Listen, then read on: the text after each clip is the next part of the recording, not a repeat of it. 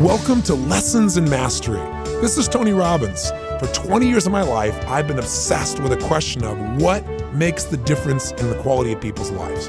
How can people turn out so differently, even people with similar backgrounds? What gives someone the competitive edge? What makes somebody fulfilled? Why is it some people rise above all the challenges and become so much more? Now, those questions started for me 20 years ago because I was trying to figure out my own life. Like, what do I do? How do I turn what I have as a desire into a reality? And I was very frustrated early on trying to accomplish things, and I failed to achieve them, and I felt bad. And so I began to rationalize for a short time. I started thinking, well, maybe people who succeed on a larger scale, they do that because they have so many more resources than I have. They had a better background, more education, they had a mentor, or they had money, or they had somebody that just really cared about them in their corner. They had a perfect childhood. And you and I both know that's totally absurd. That people that are given everything don't always turn out so well. Sometimes people are given all the money, all the background, all the education, a perfect childhood, total love and support. Sometimes they're not challenged enough. They don't become anything. They never develop any emotional muscle. They never discover who they really are inside. And yet then we see people who have been given nothing virtually. If anything, they've been given pain.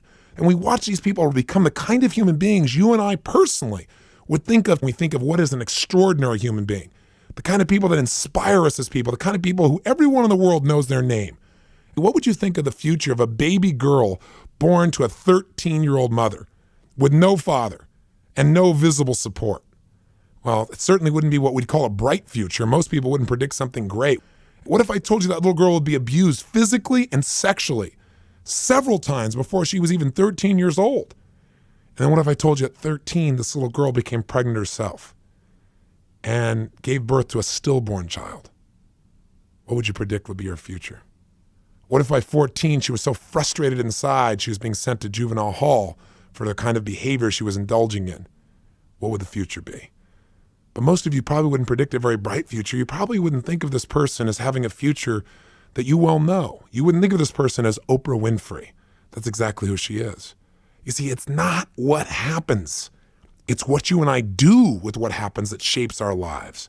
And so what we have to be able to do is say, how are we going to live our lives? What can we control? We can't control the environment. I mean, there's two worlds really, right?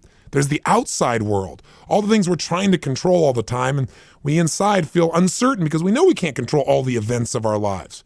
But then there's the inside world, the area you have absolute control over, the area that if you direct it, if you become the shaper of your mind, of your emotions, what you believe, what you decide, what you do, there is where all the power is in life.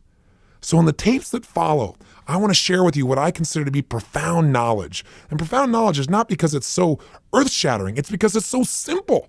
See, I live for that. I'm always asking, how can you make this better? How you can help someone be happier, more fulfilled, stronger? How do you get someone to take action? What is that distinction, that idea, that tool, that strategy, that the minute you understand it, you can immediately change the quality of not only your own life, but anyone you have the privilege to touch? That's my definition of profound knowledge. Those simple tools that we used immediately to change your life.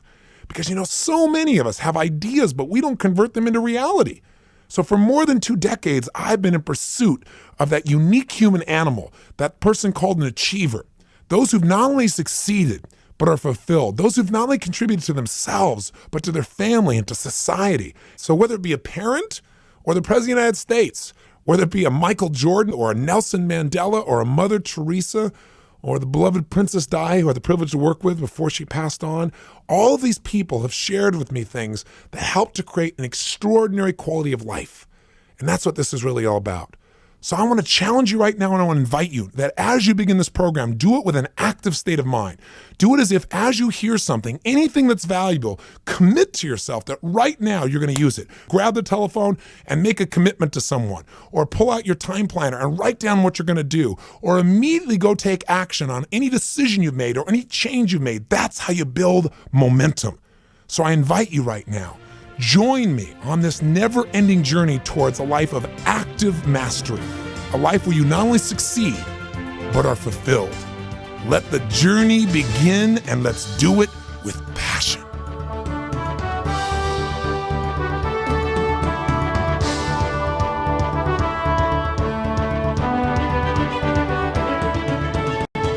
Who are you? Who are you really? Think about it. Your answer to that question is shaping your destiny. It's going to determine how you're going to respond to innumerable situations. Our beliefs definitely control our behavior. So the beliefs you have about one person, like a friend of yours, will determine how you interact with that person. The beliefs you have about a food will determine whether you eat that food. That's pretty basic. But the beliefs you have about people in general are global beliefs, and that'll affect all kinds of relationships. And the beliefs you have about yourself are the most potent beliefs of all. Not only the beliefs you have about what you're capable of, but the beliefs you have about who you are. Because you and I need to remember, it's not our capabilities that determine our behaviors. Our capabilities are constant. What we do is based on identity. I remember an interesting story that was told to me years ago that represents this idea of identity. It's the story of the frog and the scorpion. It seems one day a scorpion wanted to make his way across a river, and he saw a frog and thought, what a great way. So he called out to the frog. He said, Mr. Frog, he said, I'm a scorpion and I need to get across to my family on the other side. He said, would you be willing to let me ride on your back across to the other side? It's the only way I can get across. The frog looked at him and said, well, I don't think so. He said, how come? The frog said, well, you're a scorpion. Scorpions sting frogs. Well, I'd get halfway across with you out there and you'd sting me and I'd die. And the scorpion looked at him and said, oh, Mr. Frog, he said, you're not thinking with your little frog brain. He said, if I stung you, he said, I'd kill you, but I'd drown too. He said, I wouldn't do that. I'd be killing myself. And the frog seemed a little confused by this and said, okay. He let the scorpion jump on his back. He started to swim across the river, and about halfway across, sure enough, the scorpion stings the frog. He can't even believe it. He looks at him, he's going down for the third time, and he turns to the scorpion, he says, I can't believe you did this. Why'd you do this? I'm dying, but you're going to die too. Why? And the scorpion said, because I'm a scorpion, and that's what scorpions do. They sting frogs. What does this story mean? It represents one of the most potent forces in the human personality, and that is this. One of our strongest needs within our personality is to make certain that our behavior is consistent with our identity, even if the identity we hold for ourselves is negative. What do I mean? Well, there's a very big difference between feeling stupid, doing something stupid, or knowing you are stupid. Now, that may sound like semantics, but it makes a huge difference in how you live your life. We all feel stupid at times. We all do stupid things at times. But if you make the jump from feeling or doing something stupid in the moment to believing you are stupid, that belief about who you are will color every single behavior you're involved with for the rest of your life. It defines you and it limits you. You see, the beliefs we have about who we are, our identity, creates the boundaries within which we live our lives. And it isn't limited to something like whether or not we think we're smart or stupid. You say, well, I would never say I'm stupid. I'm smarter than that. Well, maybe you put it in the area of that I'm a procrastinator. See, it's different to have been a person who's procrastinated at times or to procrastinate in the moment than to know you're a procrastinator. Once you decide that's who you are, that behavior will be consistent just because you need to be consistent with your own identity. It works in every context you can imagine. It's different to know that you've got 10 extra pounds on your body. That's different than knowing you're a fat person or that you're a compulsive personality. You got to be very careful of the labels that you create for yourself or you allow others to give you because they begin to define your experience. They begin to change what you notice about yourself, what you're willing to try, what you're not willing to try. They define the way you live. I can tell you, I've met with people over the years who tried everything to make a change and had been even successful in changing a behavior, like let's say stop smoking or stop using drugs or something, but it was usually short term and it didn't last. Why didn't it last for them previously? And now I worked with them and we got something that now 2, 3, 4, 5 years later, it still seems to be working. In fact, there's not even a struggle. They're not working not to smoke. They're not working not to take the drugs. Why? What do we do different this time? Well, in the past, they tried just to change their behavior, but they didn't change their identity. They didn't change their beliefs about who they were as a person. See, I can show you how to get off drugs and not use drugs, but if you believe you're a drug addict and then you don't use drugs for 6 months, I guarantee you it's going to be a struggle because you're fighting who you are the whole time. And eventually there's a good chance you'll go back, or for the rest of your life, you'll have to go to sessions where you try to remind yourself that you can't use drugs. You know, there are plenty of people who've been addicted to drugs for years, hard stuff, and one day they've quit and never touched it again. How did they do that? Wouldn't it drive you crazy till you figured out someone made a change like that? A change from Saul to Paul, where one day what you loved you now hate, and what you once hated you now love. That's an identity change. That's powerful. That happens when you no longer see yourself as a drug addict. See, you can't be a drug addict and expect your behavior to be easy to change. It's much harder to change who you are in most people's perception than to change a behavior. See, that's the shift. You have to become the kind of person who would never even consider drugs in a million years. Think about it. Isn't there something in your life that you would never do? I mean, never. I know one for me is I would never murder another person. I mean, there's not even a question in my mind about that. So the thing to think about is this. If you would never murder someone, in your case also, why wouldn't you do it? So it's unthinkable. Why is it unthinkable? Oh, because I would just never do that. Why would you never do that? Because it's not part of your identity. It's not part of your beliefs about who you are. See, your beliefs about who you are define what you will and will not do. See, it goes way beyond what you're capable of. Are you capable of murder? Some people say, well, maybe I'm capable, but I would never do it. There's a big difference between capability and how you live. And closing that gap requires an understanding of identity, an understanding of how to stop pursuing the kind of person you want to be, and in a moment, suddenly being that person right now and from this day forward. By the way, you may be asking, well, Tony, why do people behave consistent with an identity that makes no sense? Because in our culture, consistency is constantly rewarded, and change is often met with pain. I don't just mean pain within yourself, I mean pain from society. Think about it. In our culture, what do we call someone who says one thing and later on they do something different? We call them inconsistent, a liar, somebody you can't trust, somebody who's wishy-washy. I mean, we could go on and on with the labels. Nobody wants those. We link pain to creating change, especially at the level of who you are. Hey, how come you didn't tell me you're that kind of person? When you might say, well, I've been changing. Oh yeah, sure you have. But on the other side, what do we call somebody who stays consistent? Somebody says that they're a certain way and they behave that way over and over again. Sure enough, that person is trustworthy. That person is somebody's honest. That's somebody you can count on. That person is stable. So what this does is it tends to lock us into whatever identity we used to have. And that becomes a big limitation. Either that limit or the limit that comes from being successful. See, when we become successful, oftentimes we become superstitious. We don't want to lose what we've got. After all, we worked so hard to be in this position. Somebody comes by and says, hey, you could change that. You could make it better. They go, oh, wait a second. You don't understand. This is what's made me successful, being this way. Well, there's a great phrase that I kind of paraphrase from Einstein, and that is that really, in essence, the level of thinking that's gotten us to where we are is not what's going to get us to where we want to go. See, to get to where we want to be, we got to take on a new level of thinking. We got to know that what we've done up until now has been great. There's nothing wrong with it. It's fantastic. But to get to the next level, we've got to look at life in a new way. And one of those new looks is we got to perceive ourselves in a different way. Not just our capability, but who we are right now. Not someday, today. That shift begins the minute you begin to consciously define yourself instead of letting the environment do it for you. Because think about it. How do most of us define ourselves? Where do we come up with our identity anyway? Well, it comes from a variety of environments, but maybe the best way to answer the question is ask a different one. How do you define the people around you? How do you know if they're a friend, if they're a good person or not? The way we define other people, the way we discover their identity is we watch them. We listen to them. We judge people's identity usually by their behavior. Isn't that true? I mean, think about it. Somebody treats you real harshly several times each time you're around them. Pretty soon you go, I know that person. That person's a jerk. You know what the challenge is? Once you decide that they're a jerk, and if that becomes a belief, or worse, if that becomes a conviction where you know they're a jerk, nothing's going to change your opinion about it. Then even if they're really a nice person later on, they were just having a horrible day. Maybe they were being a jerk that day, but that's not who they are. Once you've defined them that way, guess what? Nothing they can do can change it. So you got to know that sometimes we do the same thing to ourselves. That's the danger.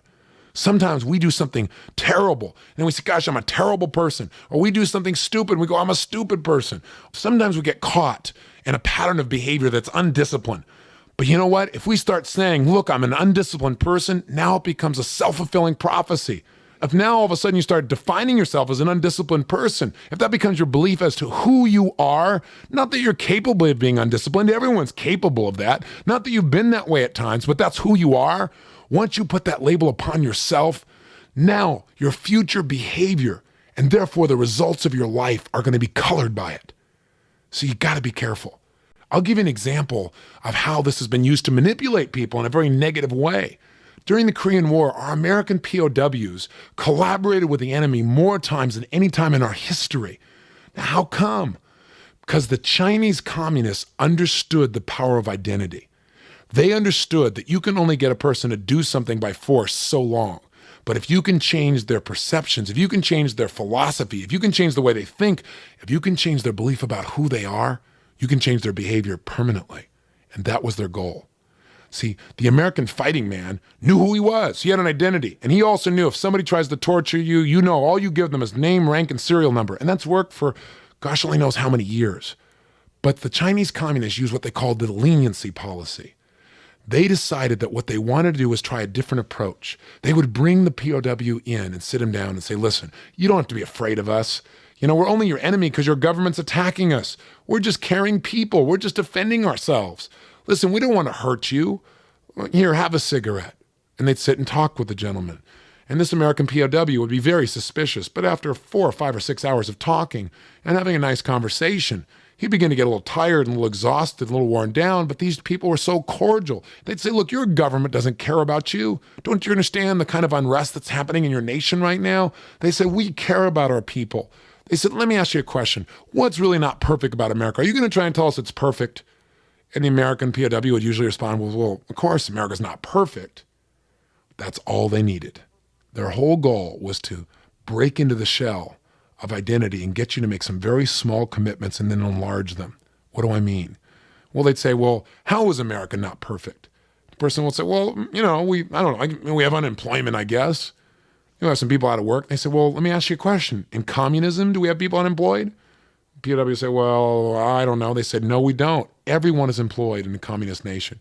They said, do me a favor, just write this down. Just to be fair, write down America's not perfect. The guy would say, wait a second, you want me to make a comment? I don't want to write that down. He said, well, is it true? You just said it. It's true, isn't it? The POW said, well, yeah, and he'd write down, well, America's not perfect. And they'd write down how America's not perfect. Write down that communism, we have people who are employed.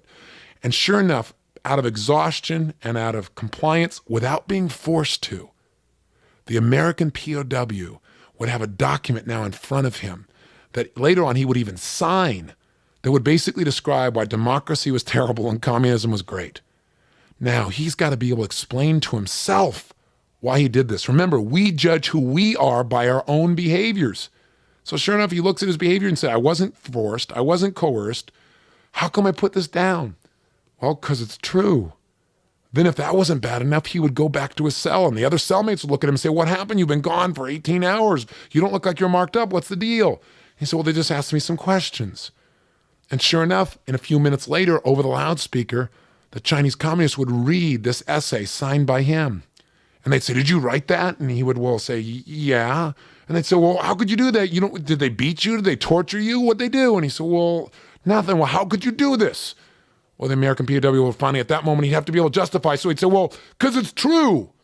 And that moment, the Chinese communists had accomplished what they wanted. His identity began to change. Because two things happened. He began to defend a whole nother view. He began to believe that this was an accurate representation of his deepest feelings. He was simply judging a set of small actions that were orchestrated, directed without his awareness.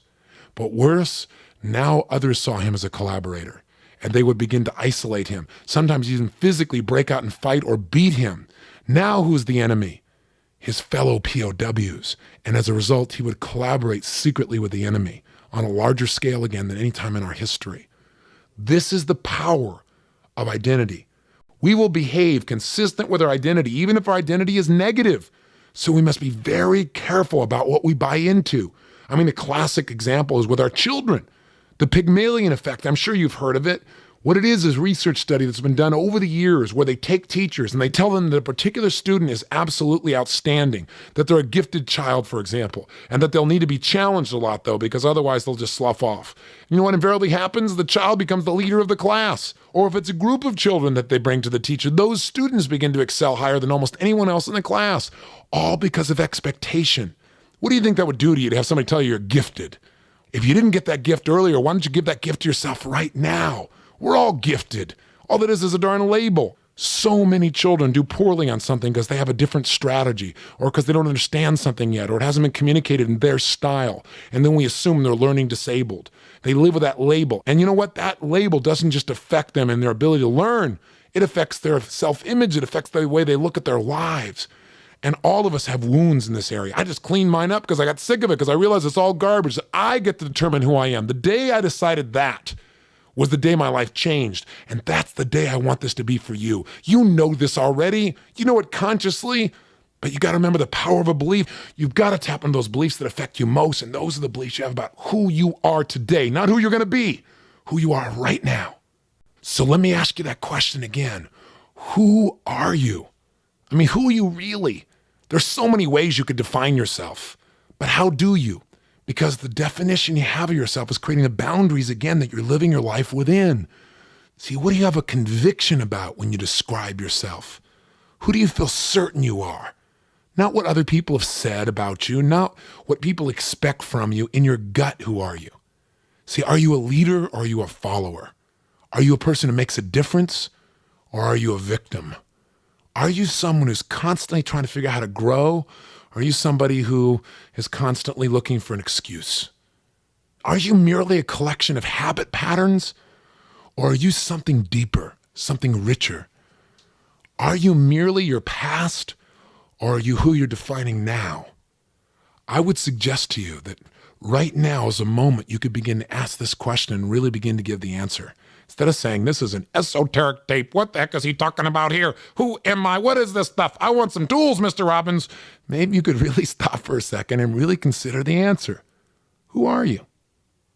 See, when I ask the question of people, I usually get one of three responses. Either a blank stare, which is somebody who goes into trance, or I get the Popeye response. I am what I am, But there are a few people who actually stop and they think about, who am I? How would I define myself? Because see, we all want to be able to define ourselves. We want to show how we're different, how we're unique. Otherwise, you're no different than the person who's sitting next to you. How do you have a sense of identity? Identity is nothing but definition. And with identity come parameters of who you are mentally, emotionally, physically. How do you describe who you are to yourself?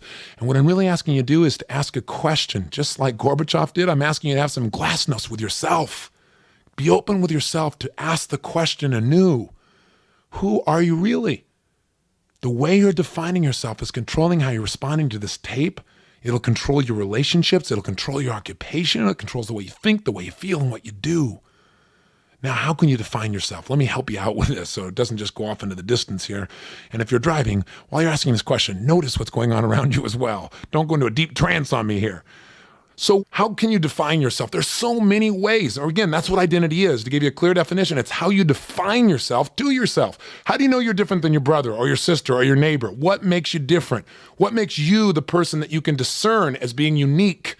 Those elements that you use to describe yourself with conviction are the ones I call identity. So for example, some people, when they describe their identity, describe themselves by their emotions. That's basically who they think they are. So a person will say, well, I'm a loving person. That's who I am. Or if I say, who are you? They might say, well, I'm a peaceful person, or I'm an intense person. Some people don't use their emotions at all to describe their identity. Some people choose roles. Well, I'm just a mom. And I say, what? Just a mom? A mom is so many things. What are you, crazy? Come on here. A mom has got to be everything. She's the best friend. She's the teacher. She's a student. She's fun. She's outrageous. She's a stimulator. She's an entertainer. I mean, she's everything. You can't just be a mom. You better expand your identity. But see, a lot of people go, well, I'm just a mom. I'm just a dad. Expand that view. But notice, how else do you define yourself? Start with how you already define yourself. Maybe you do it by your job. Somebody will say, well, I'm a doctor, or I'm a priest, or I'm a salesman, or I'm a lawyer. That's one of the challenges. See, they don't say, I practice law. They say, I am a lawyer. So they go home at night and they cross-examine their spouse and wonder why they got problems. We got to get beyond that process. You got to know that you're more than what you do. But again, so just start with what you have. I keep jumping to the next step. I want to expand you, but let's figure out how you already see yourself. So you need to start with that so you're aware of where you are. What else could you use? Well, you could use your roles. You could use your identity as emotions. You could do your occupation. What would be another category? Oh, metaphors. Some people use things like, I'm king of the hill, or I'm at the bottom of the rock pile. Those metaphors really shape a lot of how you think and how you feel and what's possible for you. What else could you use? Well, some people describe themselves based upon the feedback they've had in their past, something like I'm worthless, or I'm special, or maybe by their spiritual beliefs, I'm Jewish, or their looks, I'm beautiful, I'm ugly, I'm old, Or maybe with their accomplishments. I'm the 1960s Spring Valley High homecoming queen. Hello. Some people have lost track of who they really are. You're not your past. Some people define it by what they're not. Oftentimes I ask people, who are you? And they respond by saying, well, I'm not this. I'm not my father. I'm not my brother. I'm not like this person. I'm not like that.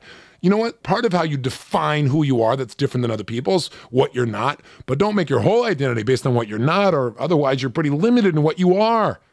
Some people describe themselves based on their past, their failures, for example. Other people do it based upon their future. How are you defining yourself? Who are you?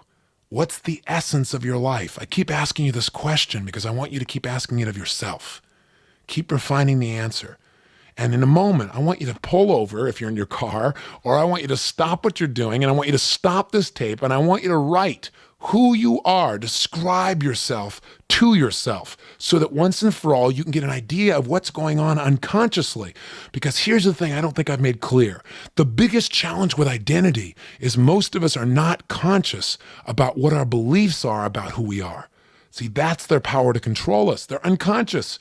But if we get really conscious about our beliefs and we stare at them and take a real good look, we'll immediately start seeing what the limitations are in our beliefs. And we'll also see some of the benefits, because the truth of the matter is you probably have a lot of great beliefs about who you are as well. So right now, I want you to stop this tape, no more conversation, take out your journal or a piece of paper and just write down the question that philosophers have asked for thousands of years. Who am I? And describe in detail who you are. And when you're done with that, take at least 5 minutes, minimum of 5, and then come back here and let's talk some more. Stop the tape now. Welcome back. Now, I assume I'm welcoming you back, right? You really did turn this tape off and you really did do the exercise, didn't you? If not, go do it. Because if you didn't do that, why didn't you? Because you're busy? You're too busy? You said, Tony, I'm really busy. I got a lot to do. I don't have time to think about my identity. Give me a break. And more scary than that, do you do this in a lot of areas of your life? Do you unconsciously identify yourself as a person who listens to things and then doesn't act upon them? I doubt it, because I think if you're the kind of person who listens to this kind of tape, you obviously are committed to make your life better. So now that you know who you are, who do you really want to be? See, however you limited yourself in the past or whatever, even if you think your identity is really strong, in order to achieve all that you want, who would you have to become? Think about it. Would you have to be more gregarious, more outrageous, more fun, more passionate, more disciplined? Whatever you have to be, you need to become it now, not someday. You don't need to make it a goal. You need to fuse with that identity. You need to start thinking, if I was this person, how would I breathe? How would I walk? How would I talk? How would I treat people? What would I do when I woke up in the morning? How would I speak to myself? How would I think about life? And then you need to think about this and literally fuse with it. Imagine stepping into the body of this person and becoming this person, and then immediately go out and act this way. I remember years ago, I used to tell people, listen, if you want to change your life, conduct your life as if you were a public figure. I said, think about how public figures have to be, how they have to live, how they have to treat people, what they have to do. And I said, if you do that long enough, the quality of your life will literally transform. Well, you know what? I became that person. I became a public figure, and I wasn't one, but now I am. It's an amazing experience. And what's great about it is I don't have to behave any different than I have for years. The way you hear me now is the way I am. This is who I am. I don't have to fake it or act like it. This is who Tony Robbins is. So now when people see me in an airport, I don't have to be constantly monitoring myself and saying, well, am I being appropriate or am I going to be misinterpreted? I'm just being who I am. That identity is real for me. And you might want to take that advice again. You might want to think about, how would you conduct your life if you were a public figure? How would you be if you were already living your dream? See, if you'll start behaving, thinking, feeling, and knowing you're the person you've been pursuing, I can promise you many of the goals that are way out there, you'll start to experience them as a reality right now, or whatever's necessary to make them real will show up. For example, if you believe that you are an intelligent person, it's because you had an idea called I'm an intelligent person. And at one point you didn't believe it. It was just an idea. It was like a tabletop with no legs. But then you took some tests successfully. People told you were intelligent. You noticed you could figure some challenges out. And each one of these became a leg underneath your tabletop. Till now the table is solid. It'll stand there. It's a solid belief. You feel certain about it. Well, that's the same way you can help yourself to change your identity. Go out and do some of the things that a person like this would do. Now, don't limit yourself to this technique, because you can change your identity right now by making a decision. Now, for some people to decide, by the way, they need to go through a ritual. Throughout human history, people have used rituals to change their identity, not only within themselves, but the way other people see them. Because the way other people see you and the things they expect from you tend to influence your behavior if you're not clear yourself who you are. You got to be careful. You got to have such a conviction about who you are that nobody can sway you. You know who you are inside, regardless of whether you're getting the results you want or not in the short term. But if you want to make a difference, look at what would be a good ritual. Again, if you look at the African culture, for example, I remember years ago when I saw the movie Roots and seeing Kunta Kinte, who's a friend of mine, LeVar Burton, who played that role so powerfully. But Kunta Kinte was part of a village, and how did a boy know he was a man? There was a specific ritual, so in one day, he transformed. The boys in the village kept talking about, they knew the day was coming. They heard stories that on the day you become a man, somebody came and put a hood over your head and they took you to this special place and took you through this ritual. And that's exactly what happened. And the rituals were varied. And one of them I will not describe, but I can only tell you it was somewhat painful, and it was a way for them to have physical evidence he was a man. He came back walking different, literally, and he was wearing a special outfit. And sure enough, when he came back, the whole village now, because he was wearing that outfit and had been through the ritual, knew he was now a man and began to treat him differently. Our environment reinforces or takes away from identity. That's why we've got to decide the identity we want within ourselves. Today, how do people know if they're a man or a woman? Well, I guess the ritual in our culture is drinking. In Judaism, how does a boy know he's a man? He has a bar mitzvah. The girls have their version of that process. So we've missed a lot of that in our culture, but we've found ways to replace it. They're just not quite as clear. And maybe we found ways that are not real resourceful. Going and getting wasted on your 21st birthday may not be the most powerful way of being able to identify yourself as a person who's free to do what they choose. Maybe there's a better way, but regardless, think of what might be a nice ritual for you. Maybe it's something crazy. Maybe, for example, you have excess weight. You used to think of yourself as a fat person. As long as you believe you're a fat person, not just somebody who has excess weight, if that becomes your identity, that you're a fat person, sure enough, you're going to find it very difficult to change. In fact, you can do all the right things, but you'll return to that identity. You'll start overeating again or do whatever's necessary to get consistent with your belief for who you are. So maybe what you need to do is go through a ritual, one that's stronger than all the diets you've been on. Maybe you need to figure something out unique that'll really jar you. Like one day you burn all your clothes except one outfit. And then you go out and you buy all new clothes at a size that's reasonable for you to be able to reach. And you know you got to keep wearing that outfit till you get there. I'm only speaking partially with tongue in cheek. I mean, we need to get more outrageous in the way we approach things. The reason I've used the firewalk for years is because people tend to transform a lot of their beliefs about who they are. It's not the firewalk has any power. Anybody could walk on fire. You could do it tomorrow. And I tell people that when they first get to the firewalk, I said, you could do it right now. All that's stopping is your limiting beliefs and having a little bit of strategy. But you know what happens? Intellectually, they know they're capable. Everybody knows they're capable. But it's when you do something, that's when you know you've changed. And what happens is they get on the other side of this fire and their brain says, my gosh, if I can get myself to do this and it's this easy, what else did I used to think was so difficult or impossible that now it's probably just as easy? It begins to change their picture of who they are. See, I know I've gone on and on in this tape. I'm getting across hopefully one singular potent message. And that is this. Your life is defined by your beliefs, your convictions of who you are. That is the essence of what's controlling you. And if you ever try to change a behavior and it didn't last, it's because you changed the behavior for the moment, but you didn't change the controlling force. Your perception of who you are, that is what's got to shift. And maybe for you it's subtle, and maybe for you it's huge. I don't know. But I can tell you this, the first step is what I said earlier. Become aware of the unconscious beliefs you have about who you are. And again, those beliefs are sometimes reflected in your behavior, sometimes not. So that's not the way to define it. Just sit down and answer the question, who am I? It's the question that philosophers have asked for thousands of years, and it's one you deserve to ask yourself and give it enough time. Spend at least 10 minutes answering the question, who you are. I know you're busy, okay, but take the time to ask the question and don't just give the Popeye response, I am what I am. Stop and think and give some meaningful answers of the first things that come out of your gut. And even if you don't like them, like, if you say something like, well, I'm inconsistent or I'm a person that never falls through, write those things down. It's okay. The first step is to notice what you believe. And you know what? You probably have references to back up those beliefs.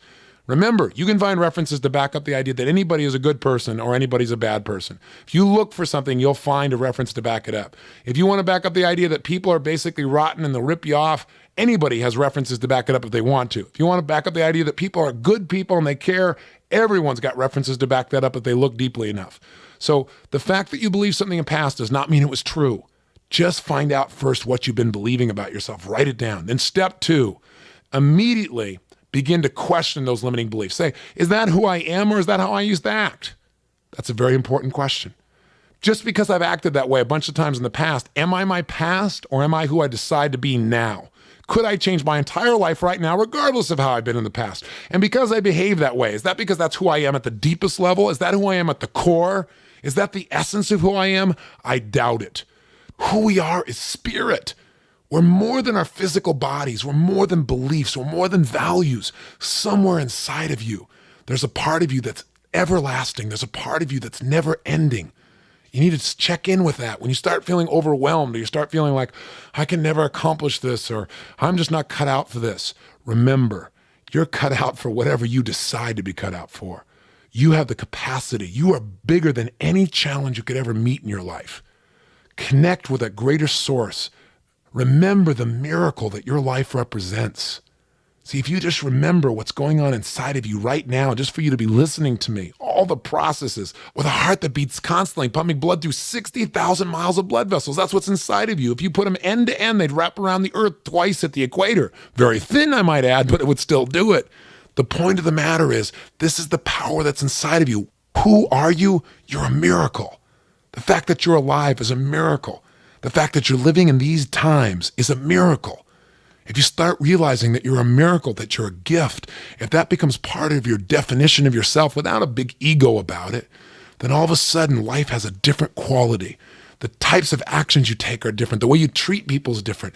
And the results that you generate in your life will be transformed.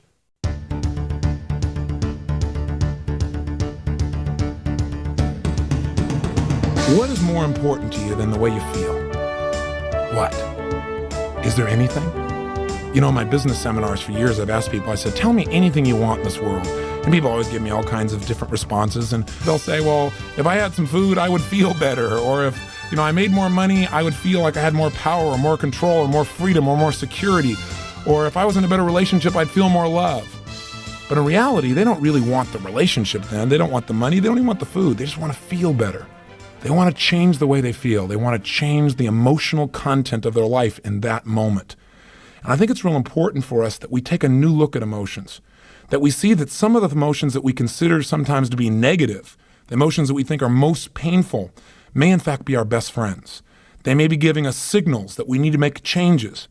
If we heed these signals and if we utilize them, we can change the quality of our experience and our life immediately.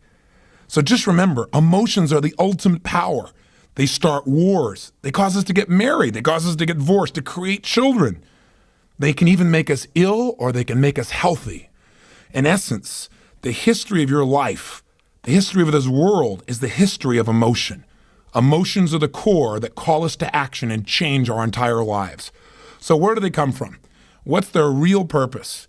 What are some of the most intense emotions that we experience day to day that shape our destiny and that most of us never really learn to master? And then how can we master them and how can we utilize those to increase the quality of our life?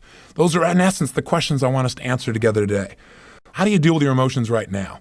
I'm curious, because I found that people deal with emotions in one of basically 4 patterns. Either one, they avoid them. They literally try to not feel. They try to not have to feel, let's say, the feeling of rejection. And there's a problem with that. What would you guess it is? Well, yeah, if you're always trying to avoid rejection, you're never going to succeed. Because anything in life that requires you to deal with other human beings on a massive scale, where you're taking a step forward and you're trying to create change, exposes you to a point where somebody may disagree with you. They may reject you. See, the ultimate fear of rejection keeps people out of relationships. They never get to have the feeling they do want, which is love or intimacy or a feeling of connectedness, because their fear of rejection keeps them out of it. So you can't ever avoid completely negative emotions. They're part of life, and they cause us to grow. Some people don't try to avoid the emotions. Instead, they go into the I'm going to endure it phase. Or worse, I'll endure it but deny it. Those people usually try and disassociate from their feelings. They try to say, well, it doesn't feel that bad. But meanwhile, they keep stoking the fire inside themselves by thinking about how horrible things are, or how someone has taken advantage of them, or how they do everything right but things still turn up wrong, and why has this always happened to them? In other words, they never change their internal conversation. They never change their internal focus or their physiology. They keep feeling like heck, but they try to pretend like it's not there, deny it or disassociate it. And inevitably, this erupts because the more you don't listen to the messages of your emotions, the more intense they get. They keep hammering on the door louder and louder to try to get through to you. And all of a sudden, you feel worse and worse and worse. Or the third thing I see people do is they use it for competition. You got it bad, let me tell you how bad I feel. It's really going to make your life better. And I hear people do it all the time.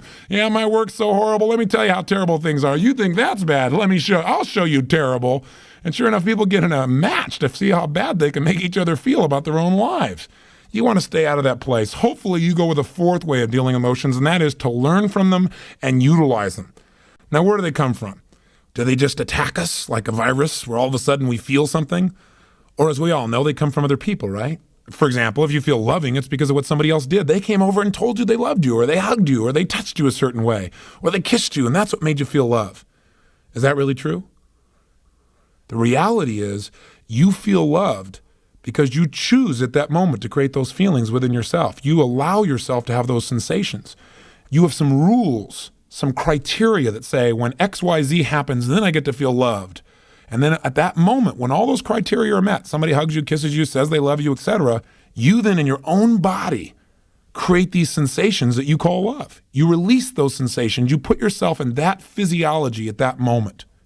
Conversely, if you feel bad, if you feel angry, if you feel overwhelmed, depressed, frustrated, lonely, all of these emotions are also created by only one person, you. You create them by the way you use your physiology in your moment, by what you choose to focus on, or to be even more specific, by the meaning that you attach to any experience in life. See, what we feel is not based on our experience, but again, on our interpretation of our experience. It's the way we represent our experience that determines how we feel. And look again at that word represent. It means, if we spell it out, represent. In other words, something just happened. Now, after it happened, you take it in through your five senses and you make a representation, another presentation of what happened inside your head. The way you represent those events will determine how you feel. So again, in this case, this woman took the simple act of a man opening the door with a smile on his face and she represented it inside of her head as he's trying to take advantage of me. He's trying to make me less than him. He's trying to dominate me in some way. We must be very careful of the meanings we attach to things because those meanings basically determine the quality of how we feel in our lives. We must make sure that the emotions we feel are appropriate, that in essence they empower us instead of disempowering us. There are no negative emotions. There are no bad emotions. Every emotion serves us as long as we interpret it in a way that adds a powerful meaning to our life, something that moves us forward instead of backwards. And that's in essence what I want to do with you in this tape. So why do we have emotions in the first place? What's their purpose? Especially, why do we have these painful emotions? You might say, I know what these powerful positive emotions are for because I deserve ecstasy. Well, I agree with you. You deserve to feel great, and they're a reward system.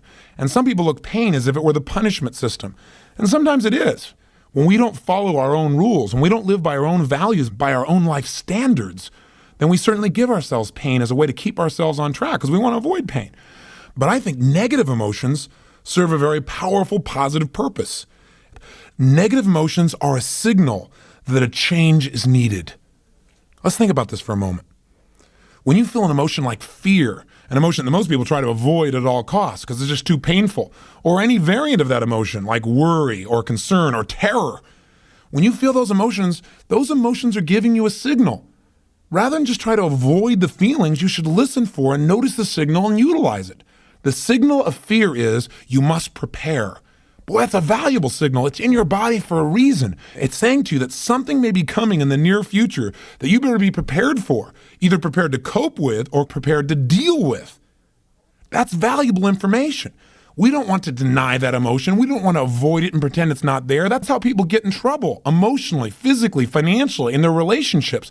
They don't want to feel the fear that the relationship's not working out, so they pretend it's still going great until one day they find themselves 5 feet from Niagara Falls in a boat with no oars and going, oh shoot, it's too late. They take an emotional fall, a relationship fall. Make sure that these emotions serve you. And the way to make them serve you, I think, is to realize that every emotion has a message for you.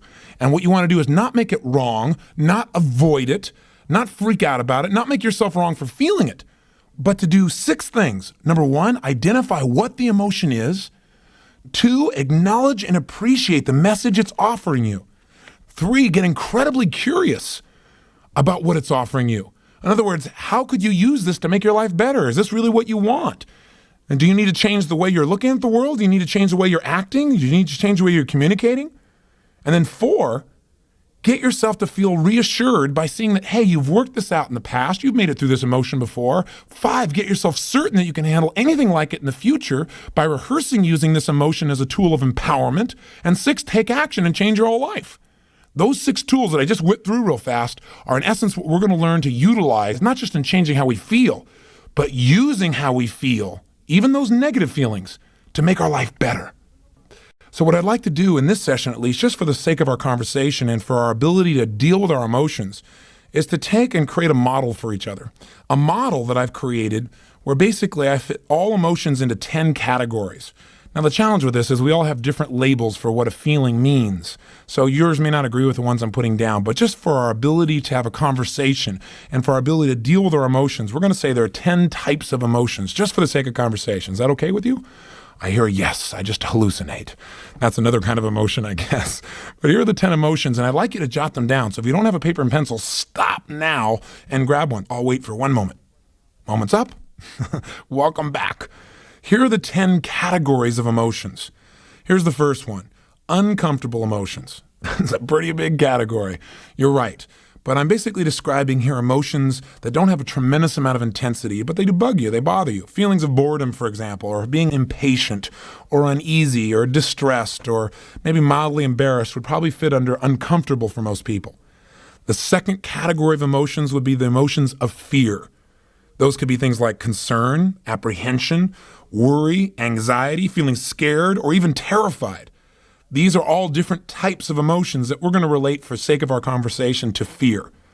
The third category of emotion I call hurt. Any kind of feeling you would link to hurt. And we're going to talk about how most of our feelings of hurt come from a sense of loss.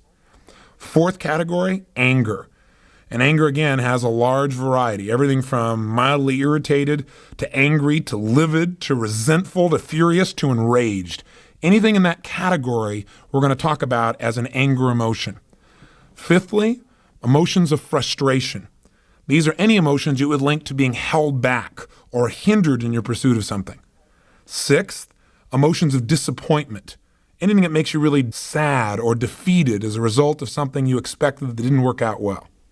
7, guilt emotions. Maybe another way of describing them would be the emotions of regret. Number 8, feelings of inadequacy. Any emotion you've ever experienced that you would consider causing you to feel like you're less than or unworthy would fit into this category we call inadequate. Number 9, feelings of being overloaded. Now again, overloaded I'm using to make it soft, but most of the emotions you probably link in here would be feelings of being overwhelmed or even hopeless or depressed. Anything that makes you feel like there's more than you can possibly deal with would fit into the overloaded category of emotion. And lastly, number 10, lonely emotions.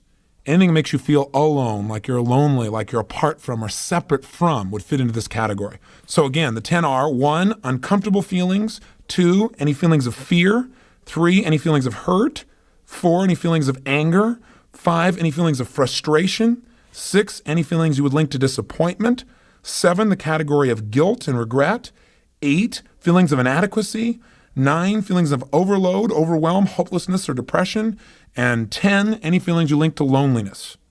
All of these emotions, these categories of emotions, are there for a reason, and they're to give us a message that something needs to change.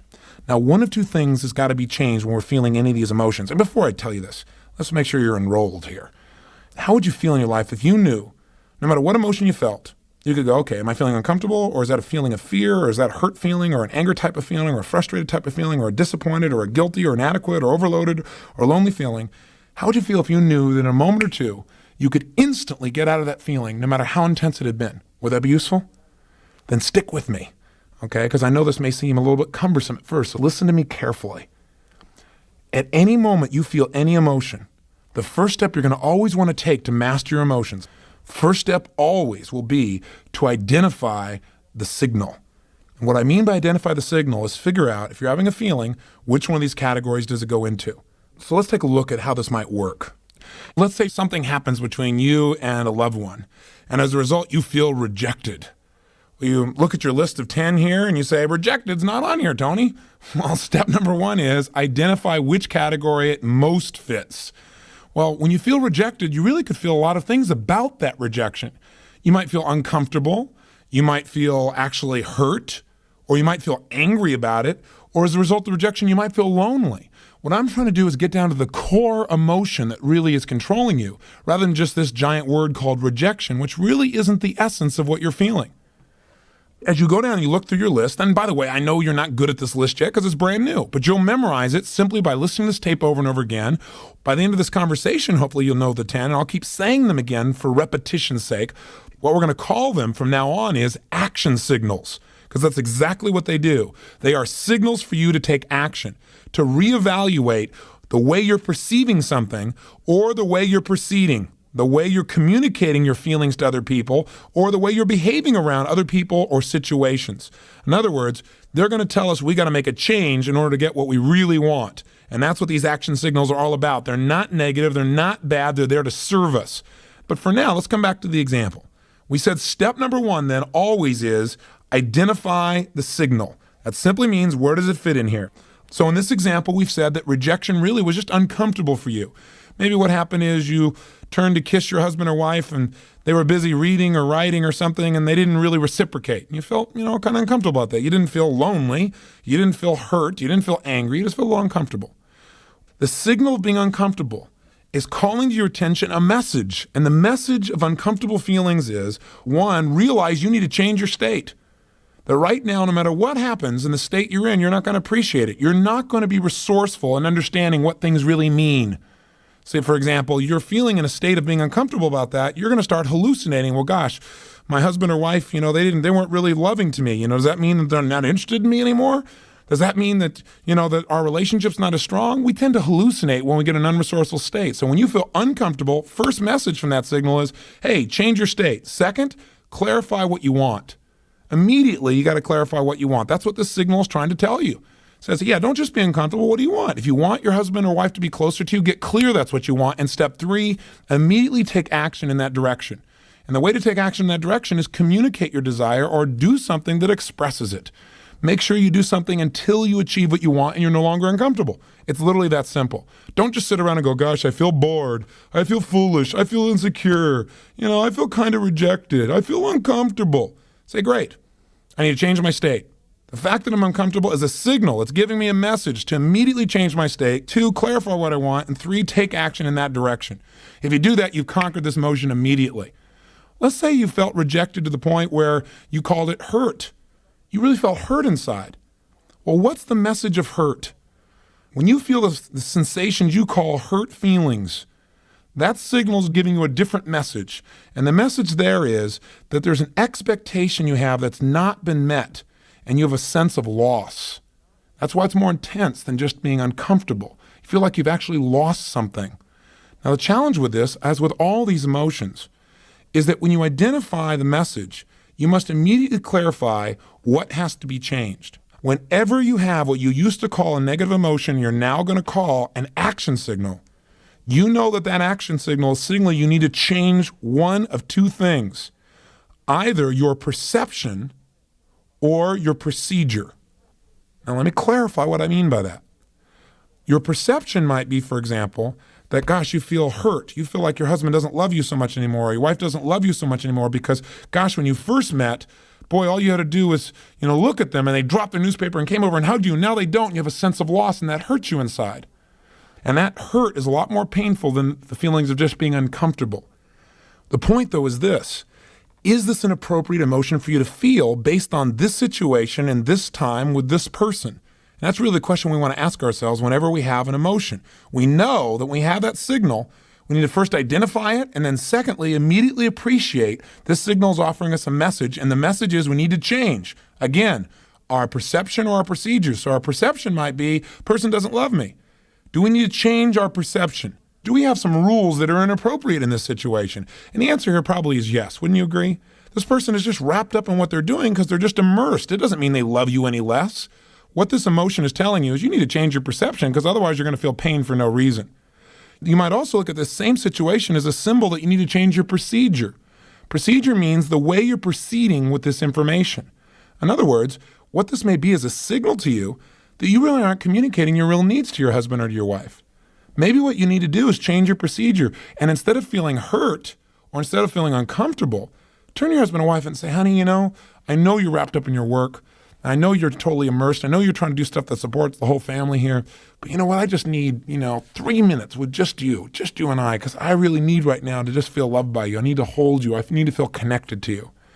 Now, if that person starts to get upset, obviously you're getting feedback that your procedure still didn't work. You have to be a little more flexible, a little more creative, or maybe a little bit more loving in the way you do it. Or maybe change the timing in which you go about something. But that's changing procedure, changing the way you communicate. Or another way of changing procedure might be it's a signal that says that the way you're communicating your husband or wife doesn't make them want to make you feel loved right now. That your present behavior may be turning them off. For example, let's say you feel rejected by them because when you come in the door, they don't rush up and give you a hug. They're immersed in something. Now, how do you respond to that? Well, what a lot of people do when they feel rejected is they feel uncomfortable with it, or they feel hurt, or some people get angry when they feel rejected. Now, what's the message of anger? The message of anger is you have a standard for your life, something that's important to you, and it's not being met by another person, or maybe even not being met by you. Sometimes we get angry because we're not living our own standards, huh? So let's say as a result, one of your standards is that people who love you, they run up and they greet you in your home. They don't do that today. Well, you feel angry. One of your standards has been violated. Something you believe important is not happening, and now you're angry about it. How do you respond now to your spouse who doesn't even know what's going on? Maybe you give them a dirty look, or maybe you make some snide remark, or you find something wrong with what they're doing. As a result, this person may very well purposely reject you. Now when you're feeling this rejection, you're feeling this hurt or this anger, and you say, okay, this anger means I have a message here, a signal. Signals I need to change either my perception or my procedure. Maybe you don't need to change your perception. Maybe they really are rejecting you deliberately. Maybe the procedure is not only how you communicate, but how you're behaving. Maybe you need to look and say, I'm not treating this person in a very loving way. No wonder they're giving me this feedback. I need to change me. Are you following me so far? So we're always getting the message. We're identifying the signal. We're appreciating the message and knowing the message is telling us we either need to change our perception or our procedure. The way we're communicating, the way we're behaving. I know this may sound complex at first, but I'd play this tape back and listen to this little section a couple of times. You'll get this down. I want to change either my perception or my procedure, the way I'm communicating to this person or the way I'm behaving, or just the way I'm looking at the whole darn thing and making it so I don't have pain. I need to look at things, communicate, or behave in a new way. That's the message of pain. Let me say that again because I think you'll get this one. If you're feeling pain, it's a message. You need to change the way you're looking at things and therefore what they mean to you, or change the way you're communicating your desires or needs to someone, especially if the pain involves somebody else, or change the way you're behaving, the way you're treating others, and that'll get you a new response. That's in essence the basis of all these action messages. They're telling you got to set a new outcome and move in a new direction. Otherwise, you're going to stay in pain. And by the way, let me mention something to you. If you ignore a message, if you ignore one of these signals and these action signals, whether it be the signal of feeling hurt or fearful or angry or frustrated or disappointed or overloaded, that signal doesn't go away. It intensifies. You'll feel even more hurt, even more angry. It intensifies until one day you get smart enough to say, hey, I got to change something here. I got to change my expectations, the way I'm evaluating this thing, the way I'm looking at things, the way I'm feeling about it, or the way I'm communicating what I need, or I got to change the way I'm behaving, period. I'm going to keep feeling this until I make one of those 3 changes. It's that simple. Next, once you've identified the signal, i.e. you've identified, you said, I was feeling rejected, and what that really means is I'm feeling uncomfortable, or it really means I'm feeling hurt, or angry, or lonely, or whatever. Then the second step is appreciate the message. Respect that emotion. Don't make your emotion wrong. So many times they say, well, I don't want to feel rejected, or I don't want to feel bad, or I don't feel angry, I don't want to feel hurt. Don't do that. Appreciate it. It has a message for you. It means you got to change. But it also means something very specific depending upon which emotion of these 10 categories. So before we go any further, let me review with you what the messages are that each one of these 10 signals is giving you. We've already said that if you're uncomfortable, the message is simple. You got to change your state, clarify what you want, and take action in the direction of what you want. And immediately you won't be uncomfortable anymore. If you're feeling category number 2, emotions of fear, whether it be concern or apprehension or worry or anxiety or scared or frightened or terrified, no matter what intensity it is, Any one of those still are fearful emotions, and fear emotions deliver one message to us. We need to prepare ourselves to deal with something or to avoid the negative consequences of something that's coming up, something that's about to happen, a situation or event. Basically, fear is get prepared. Get yourself so you can deal with something. And that's a valuable message, isn't it? Now, the problem is what most of us do is we get fearful and we don't take the message. We either try to deny the fear and act like we're real strong, and all it does is get stronger and stronger, or worse, we just surrender the fear and we don't get the message. All we do is we get caught up in the emotion and we get more and more scared and we amplify it. And we start thinking of the worst that can happen rather than figuring out, okay, what do I need to do to be prepared to avoid the negative consequences and make this work? For example, people have fear of failure. That's a valuable fear. It's saying get prepared so you won't fail. For example, you might have a fear because the IRS is coming to visit you and you get a little note in the mail. You get this feeling of anxiety. That's probably a useful fear, right? It's probably saying to you, hey, you better go get all your paperwork in order. If you didn't have that message, if it wasn't painful enough, you might slough it off. They might show up and it may cost you a lot of money, not because you weren't accurate or honest, because you weren't prepared. Same thing happens if somebody asks you to give a speech and you get a little fear inside. Maybe it grows into anxiety. The more intense it gets, the more we tend to surrender to the emotion rather than get the message. That's why we may want to convert fear and say, well, I'm a little concerned. And what I'm concerned about is I need to prepare for the speech so I do the best possible job and I'll feel confident instead of fearful. Now, again, with each of these emotions, we want to hear the message and see is the message appropriate. You may already be prepared. You may be as prepared as you can get. There's a limit to what you can do, right? There's a point where you have to have some faith. At that point, you might just have to say, you know what? This is a message I need to change my perceptions, not my procedures. I'm prepared by my procedures. I know what to do. I know how to do it. But I got to stop focusing on this thing being the worst possible situation. I just need to decide to become confident now, to focus on it working instead of it not working. The third category of emotions, those of hurt feelings, give us a signal and a message that says you have an expectation that's not been met and you have a feeling of loss. I.e., you expected somebody to keep their word and they didn't. That hurt your feelings. Or you expected someone never to share something that you told them privately and they told somebody else. And now you feel hurt. You feel a sense of loss of intimacy with them or loss of trust. And that sense of loss is what creates that feeling of hurt inside of us. What do we need to do? It tells us immediately that we have to evaluate, is there really a loss here? Again, do we need to change our perception? Maybe you just didn't communicate to this person that when you told them this, you wanted them to keep this information private. Maybe you haven't lost anything. Maybe you just have to change your way of communicating your needs, or again, change your behavior. The next category is anger. That's the fourth category. And again, emotions like irritation or feeling livid or furious or enraged or resentful, all of these fit into this category. Any of these emotions are simply signals giving you a message, and the message here is that an important rule that you have in your life has been violated by someone else or maybe even by you. See, when we think something's really important and somebody violates that rule, we get upset about it. How we deal with that upset will determine a great deal how much pain or pleasure we really experience in our lives and how close we get to other people or how much we push them away from us. In other words, if somebody violates your standards, that's the message. What you're supposed to do with that message is real simple. Communicate that you have a standard.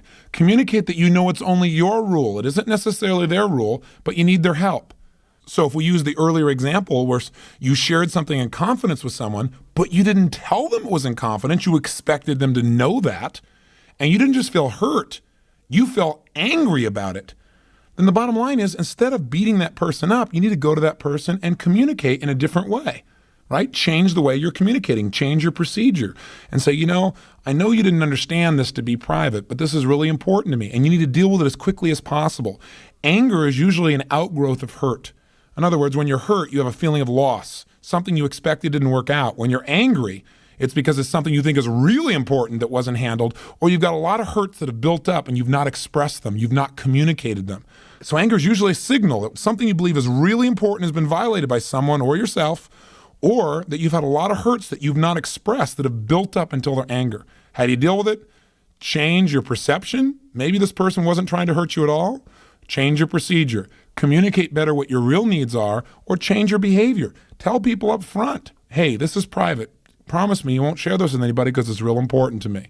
Either way, you'll get out of your anger quickly. It's simply a signal that says you need to clarify with other people what your rules are and get them to agree to meet them, or you need to compromise them possibly.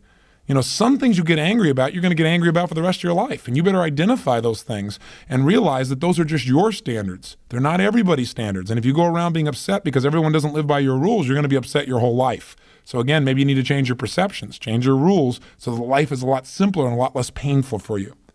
The fifth category of emotions, frustration. These action signals are telling you you need to change your approach to achieving your goal. Whatever you're going after, you're not going to get it the way you're doing it right now. That's why you're frustrated. You keep trying to get the same result by doing the same thing over and over again. There was a definition given a long time ago about insanity. They said insanity is attempting to get a new result by doing the same thing over and over again. It'll never work. So you've got to change your approach. When you feel frustrated, just know, hey, that's a message. I got to change my approach. I need to be more flexible in this situation. Category number 6, disappointment. If you start to feel disappointed, that's a signal. And that signal is bringing you a message. And the message is that you need to realize that an expectation you had, an outcome you're going after, is not going to probably happen unless you change your expectation and make it more appropriate for the situation at hand. In other words, maybe you wanted something to happen in too short a period of time. Realize disappointment says you need to change your expectations. You need to change simply your view of things and come up with a more appropriate outcome for the time that you have involved, the people you have involved, the situation you have involved. So that's the message. Listen to it. Utilize it. Don't keep re-experiencing disappointment and stacking it until you feel overloaded, or overwhelmed, or hopeless, or inadequate, which are emotions we'll talk about later. But first, let's talk about the next one. The 7th major category of emotions are guilt or regret emotions. Hey, when you've got feelings of guilt or regret, a lot of people say, well, don't feel guilty about anything. Garbage. Guilt serves you if you hear the message. And the message of guilt is really simple. It says you violated one of your own standards and you must do something immediately to ensure that you're not going to violate again in the future. That's why you have the pain of guilt. Now, what most people do is they do one or the other. They either deny the guilt, take themselves out of it, and don't feel guilty at all, which, I agree you shouldn't stay in guilt, but if you just deny the guilt and don't get the message, the guilt's going to come back. It'll get you sooner or later. It's back there. It's deep. It's dark. It'll get you. So with that fear, maybe you should turn that fear into getting the message instead of being overwhelmed and, again, surrendering to guilt. That's the other extreme. People just walk around and they allow themselves then to feel inferior for the rest of their life. They feel so regretful about what they once did. That is not the purpose of guilt. It's to make sure you clean up your act. It's to make sure that you don't violate this again. It's that you make things right when you screw up. That's what you got to do. Now, sometimes you can't. Sometimes someone has passed away or something's occurred where you feel guilty about something that happened in the past you really can't change. The only thing you can change is your present and future behaviors. When you do that, you can let go of the guilt. But that's the message it offers you. And again, when you immediately feel the signal, what do? You identify the signal and you realize, hey, I'm feeling regret or I'm feeling guilt. Secondly, you appreciate the message. It's a message that says you need to change something. Either your perception or your procedures. Maybe you're feeling guilty about something you shouldn't feel guilty about at all. Have you ever done that? I know I have. I felt guilty one time because I didn't help somebody feel happy enough. I used to run around. If everybody around me wasn't happy, I feel guilty if I felt good. How stupid. We don't want to fall into that category. You might want to change your rules or your perceptions. Or you might need to change your procedures again. Maybe the procedure is you feel guilty about the way you communicate to somebody. You were too harsh. Go back and clean it up. Say, hey, I'm sorry. I didn't mean to do this. I really regret what I said. I was wrong. Boy, the guilt will disappear. Or change your behavior in the future. Change the way you're going to communicate to that person or people like them. Any one of these 3 changes, again, will immediately eliminate the guilt, and then guilt has served a good purpose, hasn't it? It's kept you on track. It's moved you forward. It's made you a better person. That's why it's there. Utilize it. Don't wallow in it. Let's go to category number 8, inadequacy.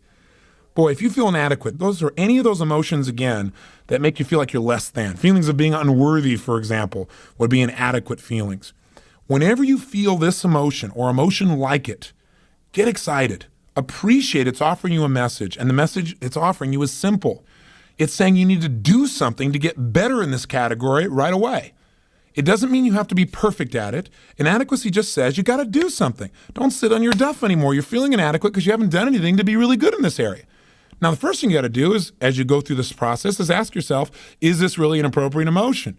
That is, am I really inadequate, or do I need to change the way I'm perceiving things? Maybe I got some rules that say, in order for me to be adequate, I have to go on the dance floor and outdo John Travolta. That's probably inappropriate perceptions. You need to change the perceptions, or it may be changing the procedures, which is, I need to prepare myself by doing something right now to get better. One thing you could do is just go practice. One thing you do is go out and initiate some communication. So inadequacy is a message to get up and do something to become better, or to change your criteria, to look at what you're doing and make it easier for yourself to feel adequate. You've probably got rules that are too harsh. Now, category number 9. This is one of the categories that I think immobilizes and destroys more people's lives than virtually any of the others combined. And that is a feeling of being overloaded or overwhelmed or hopeless or depressed. They all fit together. I use overloaded to make it sound simpler, because if you say, gosh, I'm depressed, you'll immediately feel much more intensity than if you say I'm overloaded. The key here is to realize that this is a signal. When you feel hopeless, depressed, overwhelmed, or overloaded, the message that's offering you is that you need to reevaluate what's most important to you in this situation. Sit down right now and decide what is absolutely important, what's a necessity for you versus what's a desire. Write down all the things that are most important for you to accomplish. Then, 2, put them in order of priority. And then 3, take the first one on your list and do something about it.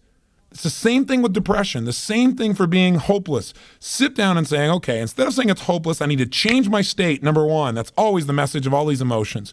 Number 2, I got to clarify what's most important to me. Write it all out. 3, what's the order of the importance? And 4, what's the first thing on my list? Let me go handle that. The minute you go handle anything and you deal with one simple issue, your brain can handle it. And as soon as you handle that situation, you will feel like you're in control of your world. You will not feel overloaded. You will not feel overwhelmed. You will feel like there's hope, and you won't feel depressed. Your self-esteem grows when you do something to take control of events instead of having events take control of you. And all you have to do to take control of events is chunk them down. Pick one thing and master it. The message is simple. You're trying to do too much in too short a period of time. You're looking at the whole world and expecting everything to be perfect overnight, and you're feeling like you can't handle it all. Chunk it down. Here's the final category. Category 10, feeling lonely. Have you ever felt really lonely? Gosh, I don't think there's anybody alive who hasn't. But what does it mean when you feel lonely? What is the message that you should get from that signal? I think the message is really simple. What we really need at that moment, the message is telling us we need a certain connection with people. The challenge with that message is a lot of times people take the word connection or the idea of the need for a connection with another human being and they make it into a sexual connection or instant intimacy. And then they feel frustrated because even when they have that, they still feel lonely. What we really need to do is identify what kind of connection. Maybe you do need an intimate connection. Maybe you just need some basic friendship or someone to listen to or somebody to laugh with or someone to talk to. It's real important when we feel lonely to just say, hey, this is really neat. What's great about being lonely is it says I really care about people. I love to be with people. And I need to find out in what way I want to be with somebody right now. And then take an action immediately to go in the direction we want. In other words, all 10 of these emotions are a message to our brain to say, hey, what you're doing right now isn't working and you need to change it. You either change your perception, change what criteria you're using, your way of looking at things that makes you feel this way because your perception is not appropriate, or change the way you're communicating. You're not communicating things in a way where people know your needs, or just change your behavior. What you're doing isn't working. Change your approach. Every feeling you have, good or bad, is not based on the actual reality of life, but rather your interpretation as to what things mean. And remember, nothing in life has any meaning except the meaning you give it. So if you don't like the way you're feeling, change the meaning. If somebody passes away, you really cared about them and they die. You can feel really bad. You can feel disappointed. You can feel frustrated. You can feel angry. You can feel hurt. You can feel sad. And all those are appropriate emotions. But make sure you take a message from it. And the message you got to eventually come out with is, what's an empowering way of looking at this? What else could this mean? Maybe it doesn't mean that I just lost somebody. Maybe it means this person has gone someplace they need to be. Or maybe this means my connection will be even stronger with them now than when they were here. Maybe this means I will value my own life and give more while I'm here because I realize that life is delicate. Choose meanings that empower you in life instead of assuming that meanings that disempower you. It's a final message to remember.